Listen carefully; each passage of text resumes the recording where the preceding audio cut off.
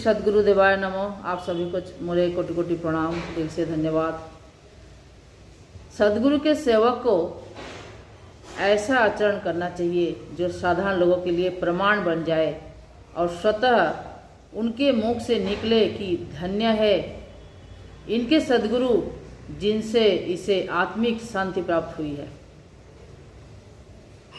लगन तुमसे लगाए बैठे, जो होगा देखा जाएगा।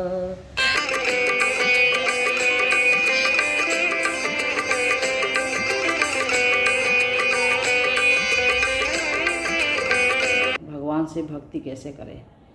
भक्ति के तो अगर वेद शास्त्र ढूंढे तो भक्ति करोड़ों प्रकार की भक्ति की वर्णन मिलेगी। श्रवणम, कीर्तनम, विष्णु अर्चनम, पाद सेवनम, स्मरणम, वेदनम, दास्यम, सख्यम, आत्मनिवेदनम, ये 9 प्रकार की भक्ति प्रहलाद ने बताया था और भगवान श्री राम ने सबरी माता को बताया था।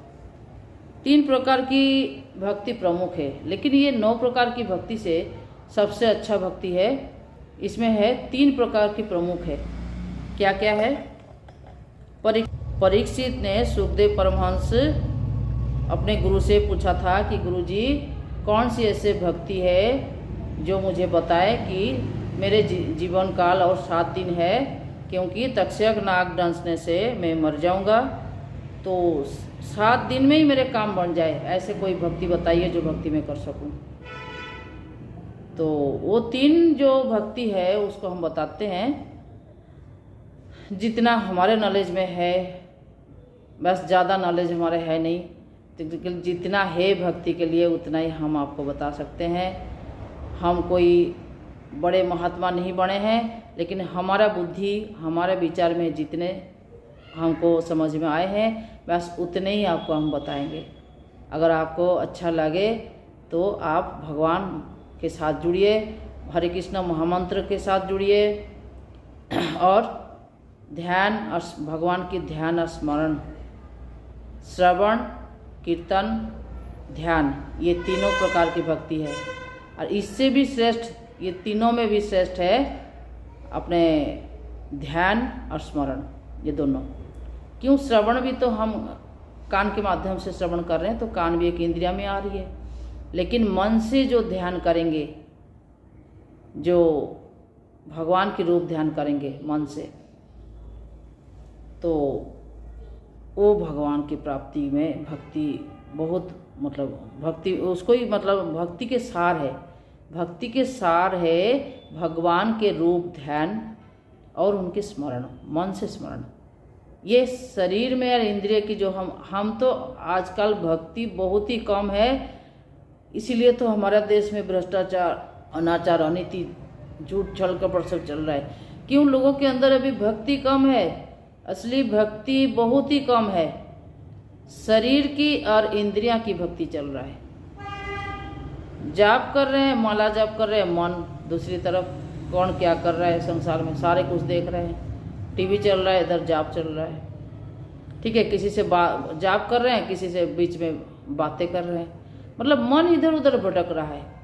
तो ऐसे जाप करने से उसका कोई फल नहीं मिलेगी। जाप करना है तो उसका नियम है एकांत में बैठकर अपने उस टाइम ना किसी से बोलना है, ना मोबाइल चलाना है, ना टीवी देखना है, बिल्कुल शांत होके भगवान के रूप ध्यान करना चाहिए। जैसे नर्सरी क्लास की बच्चों को ए फॉर एप्पल हमारा देश में सिखाया जाता है, और गुरुकुल में क्या सिखाया जाता है? A for Arjun.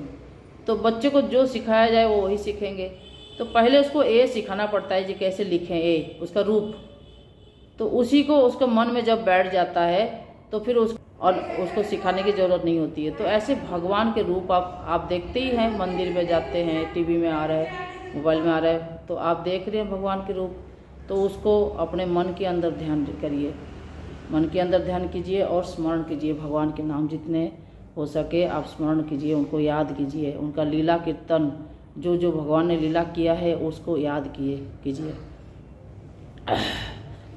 तो आप हरे कृष्ण महामंत्र जैसे कीर्तन करना है, मतलब मंत्र चैंटिंग करते करके कीर्तन करना है वो भी कर सकते हैं। इसके साथ साथ और बढ़िया इंद्रिया भी सहयोग मिल जाएगी आपको।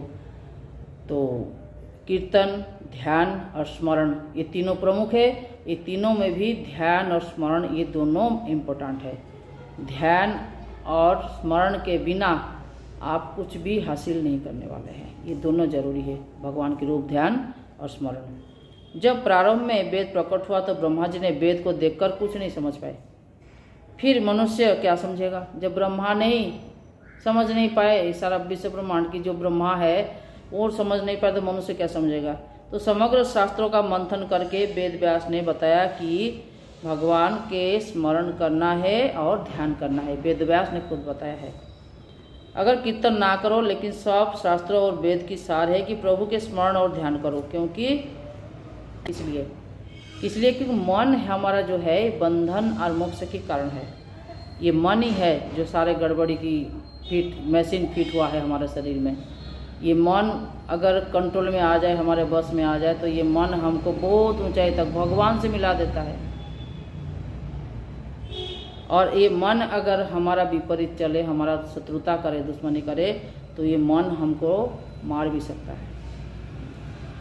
तो ये बंधन और मोक्ष का कारण कौन है? हमारा मन है। तो इंद्रिया नहीं है। तो कीर्तन तो इंद्रिया से ही हो रहा है ना। हम जो हाथ उठा कर कीर्तन कर रहे हैं वो भी इंद्रिया से हो रहा है।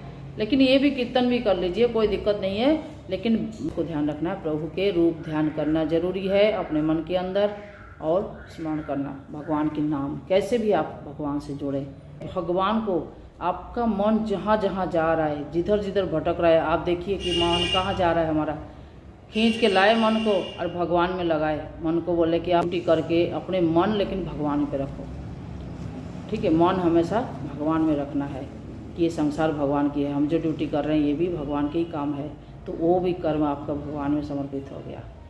तो ये है जो सबसे बुद्धिमान है, वो सबसे बड़ा बिजनेसमैन और बुद्धिमान इस संसार में है, जो मन को हमेशा भगवान में रखकर सारे काम वो करता है, लेकिन फल की आशा नहीं करता है।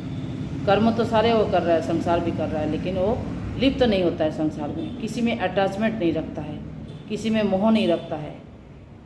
उसका मन भगवान को स्मरण करता है, भगवान में वो अपने मन को लगाए रखता है, हमेशा भगवान से प्रेम करता है। तो वो सच्चा बिजनेसमैन और सबसे बुद्धिमान है वो संसार में। आज जो मन अपने बाहर में भगवान को छोड़कर मन बाहर दुनिया में लगा रखा है, वो मान लो अमृत छोड़कर जहर खा रहा है। ये दुनियादारी ये कुछ भी मृत्यु के बाद साथ में नहीं जाएगा, कुछ भी नहीं जाएगा। ना जो बैंक बैलेंस प्रॉपर्टी ये कुछ भी नहीं जाने वाला है, ना वो जितना जो गलत काम किया है इसका सज़ा मिलेगी, और कुछ भी कोई भी उसके साथ नहीं जाएंगे। जब मृत्यु के बाद एक जो अच्छा काम किया है, अच्छे कर्म किया है और भगवान को कितना याद किया है, वो ही जाएगा साथ में। अब भगवान कब हमको छोड़े हैं? हमेशा हम जितने भी जन्म ले चुके हैं, कीट पतंग से लेके 84 लाख जन्म चक्कर जो काट रहे हैं, भगवान हर सेकंड हर पल हमारे साथ है, उन्होंने कभी हमारे साथ नहीं छोड़ा। तो दोस्तों ये सोचिए, जो हमारे साथ हमेशा जितने मतलब सृष्टि से आरंभ से अंत तक हमारा ज़िंदगी में जितने चक्कर हम काट रहे हैं, तो हर पल भगवान हमारे साथ है। लेकिन यही मनुष्य जन्म है जो हमारे को भगवान को प्राप्ति करने की बहुत बड़े साधन मिला है ये शरीर। अगर इस शरीर को ही हम गंदा काम में, भोग विलास में लिप्त करके रखेंगे, तो फिर हमको भगवान कैसे मिलेंगे? फिर तो हमको वही नरक में फिर 84 लाख चक्कर में कटना पड़ेगा। तो रूप ध्यान नहीं किया भगवान की, तो करोड़ों काल तक ऐसे ही आप करते रहो, कीर्तन श्रवण करते रहो, कुछ नहीं फल मिलने वाला है। तो मन से स्मरण करते करते, ध्यान करते करते फिर व्याकुलता पैदा होता है, और प्रभु से मिलने की व्याकुलता पैदा होगी। तब क्या होगा?